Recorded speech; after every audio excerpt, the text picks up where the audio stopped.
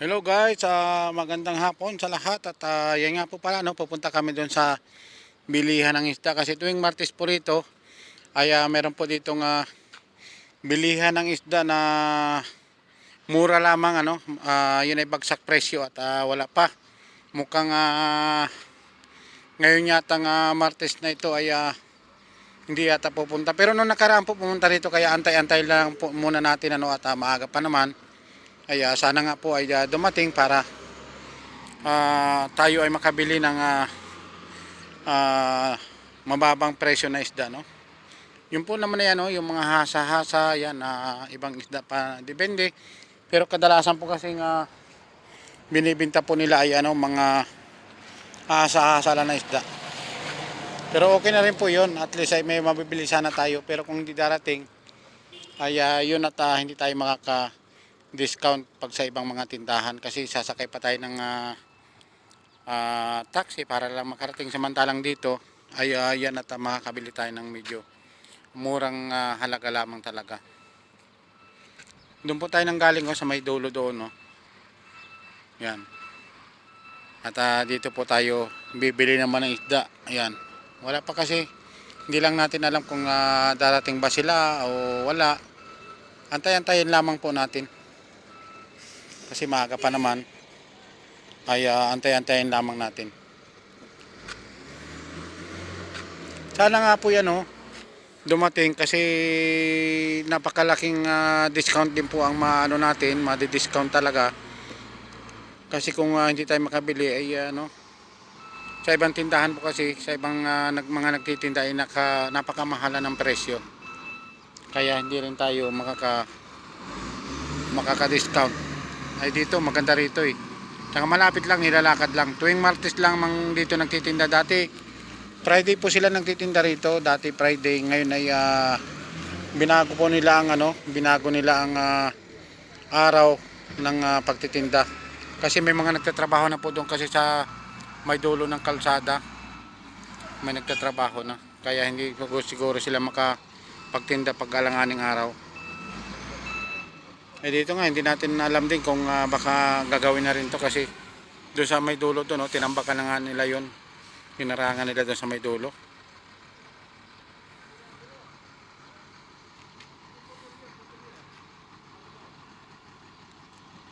Wala pa yung yung mga isda talaga.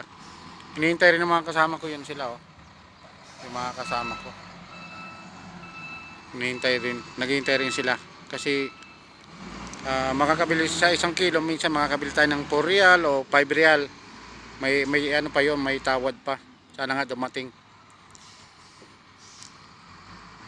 Pero kung wala naman, okay lang din at babalik na lamang tayo. Malay natin sa mga susunod na linggo ay nandito ulit sila. Babalik-balik na lamang po tayo kasi malapit lang naman at pwede namang lakarin.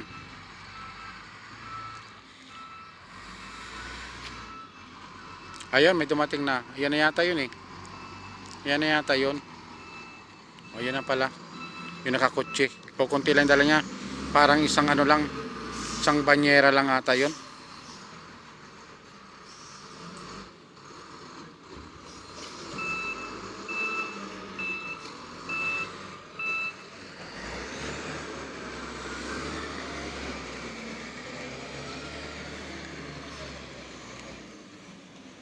Dumating na pala kaso isang banyera lang. Ano bang isda ya? Anong isda?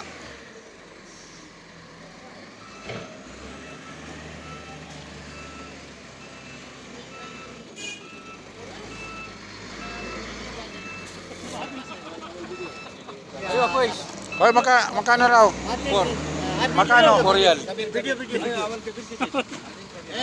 Kam kilo. Ay, what? Video. Awal video. Ada tu. Pada na video. Ay. Magkano daw?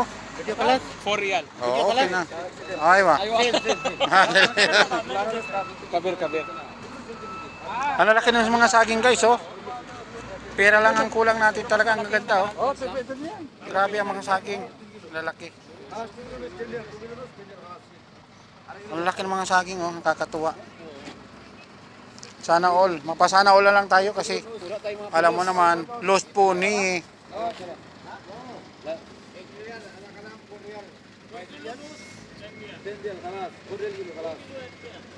Igninos?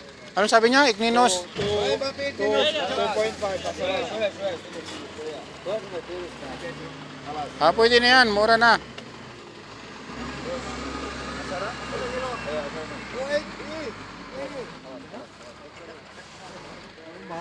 Dalawang kilot kalahati daw, nakakahalaga ng ano sa atin, nakakahalaga ng 150 pesos.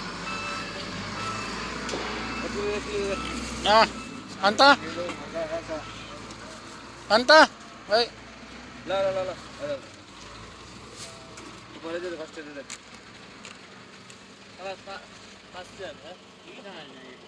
एक तो चार्जर टूटा नहीं है और जरा दे दे खलास 5 चल सही जी वो चार्जर चेंज चाहिए मेरे पास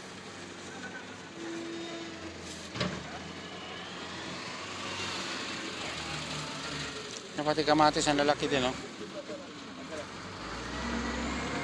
Papaya ba? Ang gaganda, oh. Lalaki rin, oh. Ba't? Akala niya bibili ng ano, no? Yung pala nagbibideo lang pala, no? Sabi mo? Ang gaganda rin, ang ganda rin ng papaya, no? Pero ito yung saging talaga nagaganda ko lalaki, oh.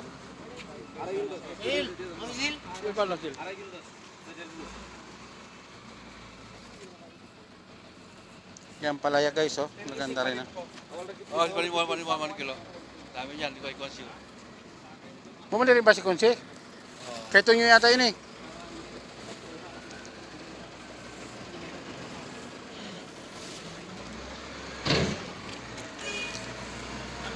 Kaya ito nyo yan? 1 kilo white peas, 1 kilo white peas. Sige. Dali mo na price it.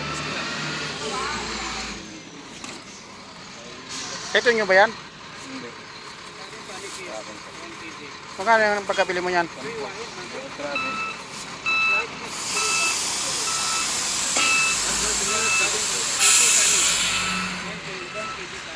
Yan po at bibili rin tayo kahit na 1 kilo mga idol.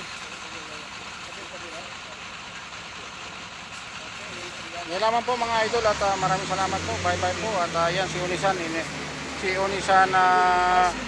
Pinoy OFW vlog ay sinisipirit na niya ang kanyang isda kasi pag nilagay yan sa rep ay mahirap na pakiwalayin kasi titigas na.